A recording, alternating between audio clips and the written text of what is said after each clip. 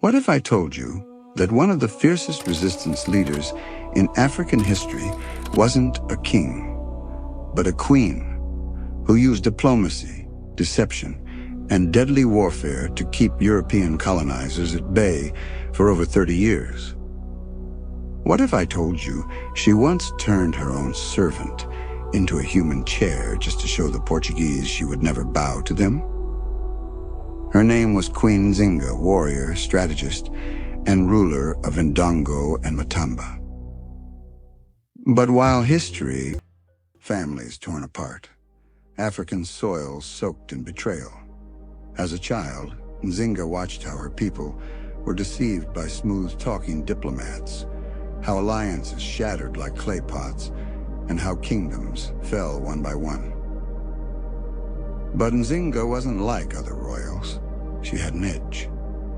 She was fluent in Portuguese, a rare weapon in African courts, and trained in the art of politics by her father himself. Every whisper in the palace, every lie from a foreign envoy, she absorbed it all. She was being forged in fire. Imagine this. You're walking into the lion's den, surrounded by enemies who don't just want to defeat you, but humiliate you. And yet, you walk in like royalty. It was 1622. The air in Luanda was thick with tension as the Portuguese called for a diplomatic meeting. But instead of the king of Ndongo arriving, they were met by Nzinga, no longer just a royal daughter, but now a full-fledged diplomat and power broker. She wasn't there to beg. She was there to bargain. But the Portuguese had other plans. The governor, in a calculated insult, refused to offer her a seat. A silent message. You're beneath us. Most would have stood awkwardly, or worse, bowed. But not Nzinga. She didn't hesitate. With the entire court watching, she turned to one of her servants, gave a silent command, and in an instant, the woman dropped to her knees.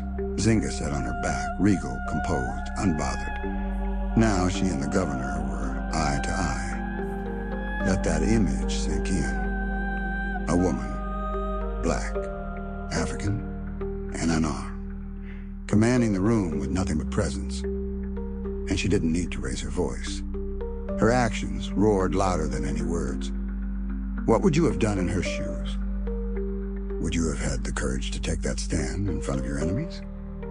Nzinga wasn't just reclaiming dignity, she was rewriting power dynamics in real time. What do you think this moment meant, not just for her, but for every African leader watching from the shadows? Drop your thoughts in the comments below. We want to hear your voice in this story. Because this wasn't just diplomacy. It was a throne made of backbone, and Nzinga had plenty of it. When her brother died, some say by suicide, others whisper darker tales, Nzinga rose to power. Not all accepted her rule. Some saw her as unfit. Others feared her strength. But she silenced them with fire and steel. She formed alliances with former enemies, trained her warriors in guerrilla tactics, and embraced the ways of the Imbangala, fierce nomadic warriors whose ruthlessness knew no equal. Nzinga even converted to Christianity strategically. She was baptized and took the name Ana de Sousa, but never bowed in spirit. Her faith was both weapon and shield.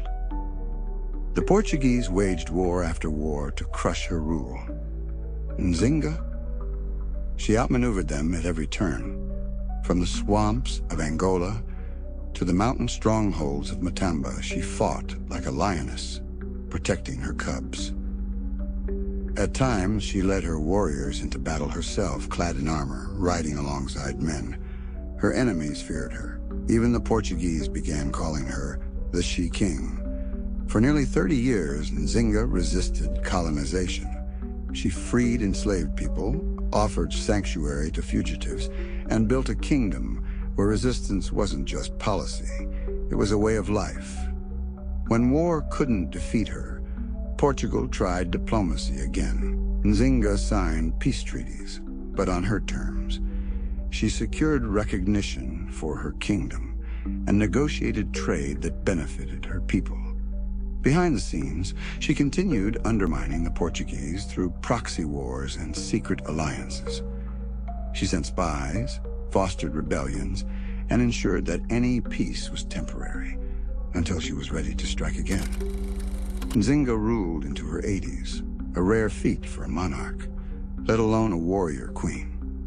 In her final years, she focused on stabilizing her kingdom, protecting her legacy, and grooming successors. Even as age caught up with her body, her spirit remained untamed. She died in 1663, not on the battlefield, but as a ruler, undefeated. And then, silence. European records downplayed her victories. Her name vanished from the textbooks. For centuries, Nzinga became a footnote in colonial history. Why?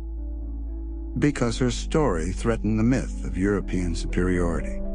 She was proof that African kingdoms weren't just victims. They were empires with minds, muscle, and monarchs who dared to fight back. What many forget is that Nzinga didn't just fight with spears, she fought with her mind. When the Portuguese thought they could divide her people with treaties and bribes, Nzinga responded with something even more terrifying: unity. She would send spies disguised as captured slaves into Portuguese forts to gather intel, and sometimes to burn them from the inside. She used fear as a weapon. Portuguese commanders would sleep with one eye open, knowing Nzinga's ambushes could strike from forest shadows or riverbanks. Her military strategies were so brilliant that even European historians later admitted they had underestimated her. What's even more astonishing? Nzinga trained an elite group of female warriors, yes, women, who were feared across Central Africa. These were not ceremonial guards. These were frontline killers. Angolan scholars uncovered oral traditions that had survived in secret. Feminists and Pan-African historians reclaimed her legacy as not just an African icon, but a global symbol of resistance. Today, Nzinga's image appears on Angolan currency. Schools are named after her, and the story of the queen who defied Europe is being told louder than ever, thanks to storytellers like you and platforms like this. Queen Nzinga's legacy is a flame they tried to snuff out. But today, we fan that flame, so her courage burns bright once again. If stories like this stir your soul, don't forget to like, share, and subscribe. Echoes of Antiquity brings history's lost heroes back to life, because some legends are too fierce to be forgotten. See you in our next episode. And also tell us, which story will you love us to create next?